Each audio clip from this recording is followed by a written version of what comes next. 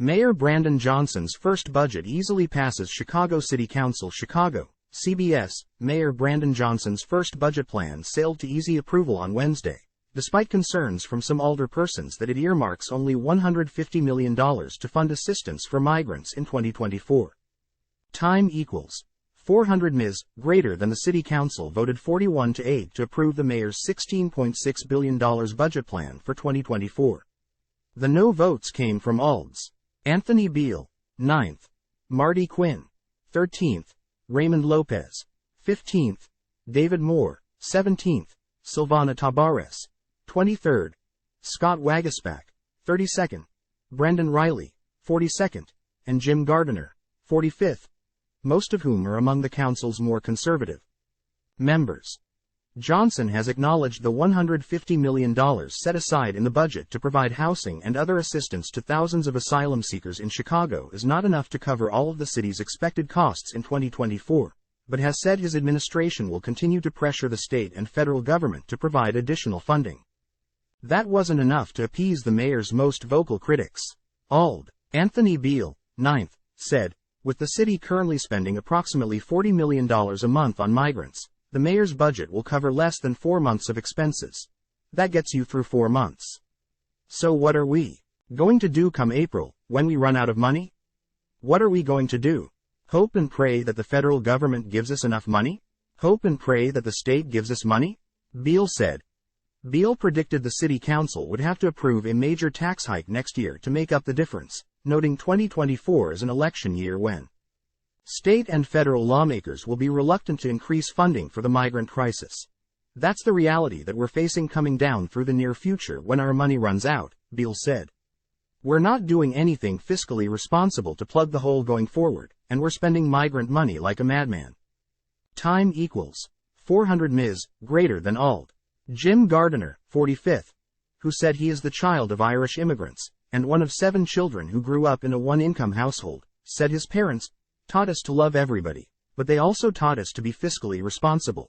He said the city needs to rethink its strategy for helping migrants who are already here before planning to spend more on efforts to continue welcoming even more asylum seekers. For the safety of the over 20,000 migrants that are already here in the city of Chicago, and the safety of our residents that are already here, we need to pump the brakes, and say we need to take a bigger look at this and what we are doing, and we need to be fiscally responsible with our taxpayers' money, he said. Ald. Jesse Fuentes, 26th, said every member of the city council is concerned about the migrant crisis, but said the city can't be expected to bear the cost of supporting thousands of asylum seekers on its own. She said all 50 alderpersons need to pressure both the federal government and the Illinois General Assembly to provide federal and state funding to help alleviate the city's costs. We're here to meet the moment, and I'm confident that we will, she said. Ald. Daniel LaSpada, 1st, said he is confident the city's efforts to help asylum seekers will ultimately boost the economy by bringing them into the workforce once they obtain work permits. Our new neighbors, as much as they are a challenge more than a crisis, I believe they will bear out to be an opportunity for our city. What they are going to contribute to our city, to our neighborhoods, to our schools, to our economic corridors, it cannot be overstated. I really do believe the investment that we are making in our new neighbors now is going to bear out tenfold, he said. So I'm really proud of what we're doing, Ald. Bill Conway, 34th, who has been among the mayor's most vocal critics for his handling of the city's migrant crisis, said. Johnson needs to work closer with alderpersons before opening shelters in their wards. It is no secret that this issue is tearing the city apart, he said. This is a major humanitarian crisis, and we need to work together to solve it. We need more collaboration, and most of us in this body want to help.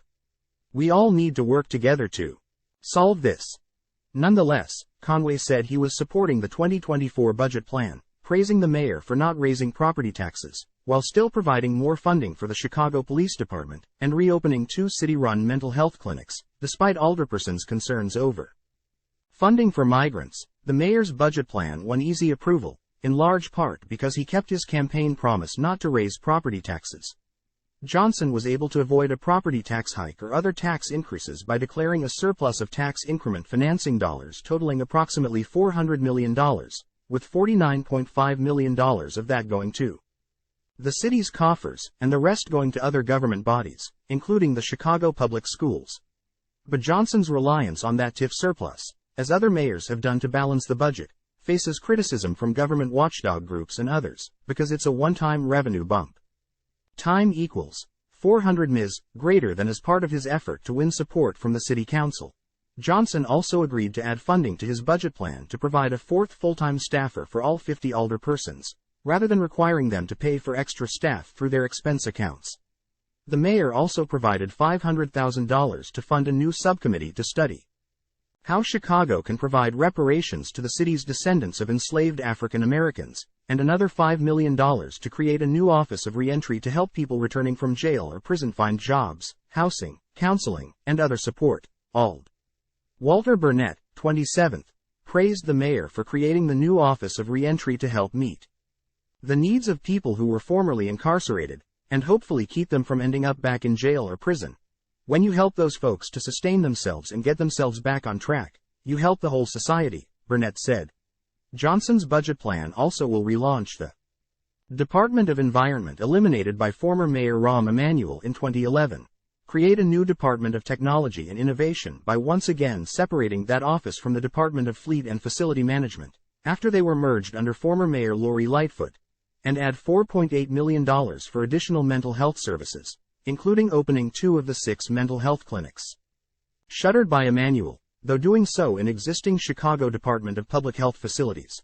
The mayor's budget also would slide 389 sworn positions inside the Chicago Police Department to civilians, allowing officers to be on the street more. CPD also will create 100 new detective positions, 440 promotional opportunities, and boost the number of training officers.